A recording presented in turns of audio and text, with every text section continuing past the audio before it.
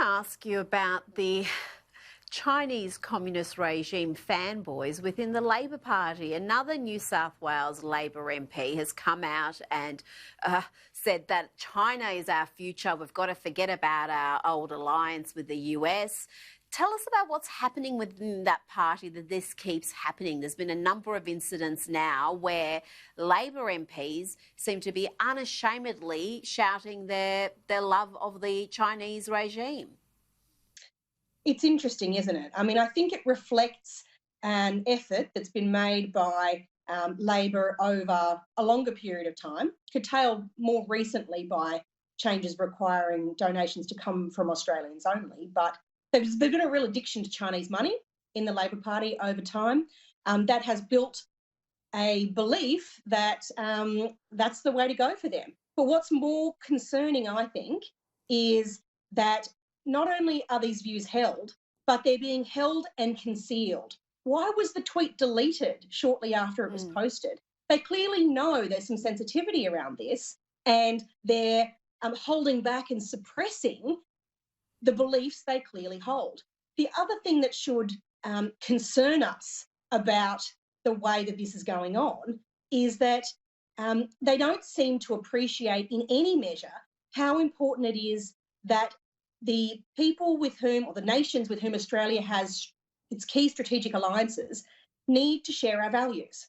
Now, if China shared our values, that wouldn't be a problem.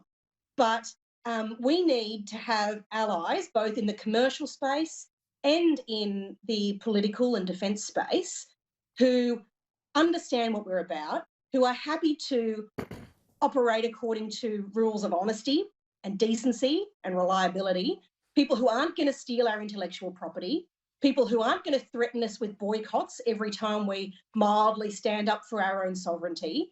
And we need to be dealing with people who we can trust to hold up their end of the bargain, whether that is in relation to public health or whether that is in relation to, for instance, environmental protection.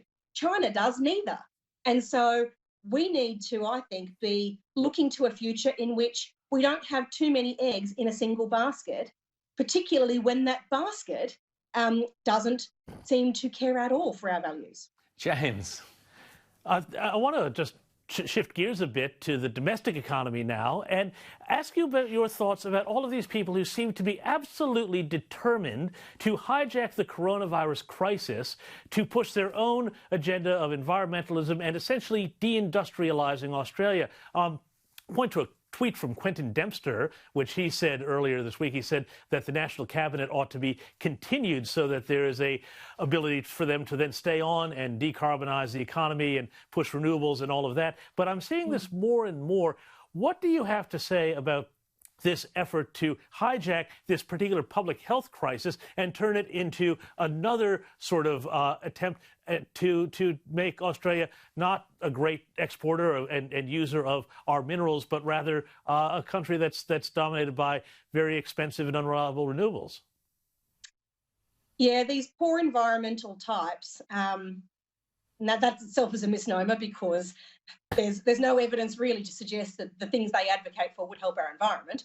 But anyway, these types must have been struggling so much over the last month or two with their issue not being front of the agenda for just a few moments.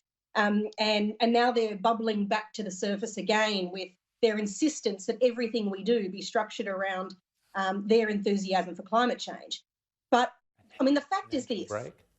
The climate change agenda is deeply harmful to our economy. And we are at a point now where we cannot endure any more economic harm.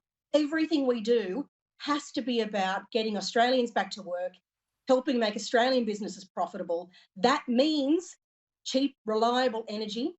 That means not having institutions like our banks and APRA pushing an environmental agenda that doesn't align with the ability to fund and get cheap energy projects off the ground.